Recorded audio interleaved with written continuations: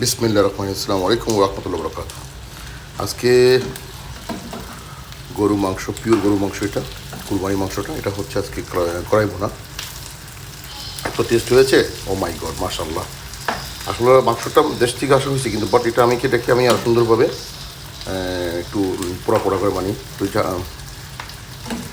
Fry প্যানে একটু সুন্দরভাবে একটু এটাকে মশলা তো সেম সেম ছিল বাংলাদেশে যেটা দুটোই, কিন্তু এটা গরম করার পরে একটু কালো করে ফেলছি আমি কালো ভুনা মতো। ঠিক আছে, এত সুন্দর হয়েছে, এত টেস্ট হয়েছে, মজা হয়েছে মাশাআল্লাহ, যে মনে হয় যে তারপর আমি রান্না করতে 2 পিস খেয়ে ফেলছি, এত টেস্ট হয়েছে মাশাআল্লাহ। একটু ছোটো ছোটো মরিচ দিয়ে দিছি, আর কিছু না, আর রসুনের কোয়া দিয়ে দিছি, বাস।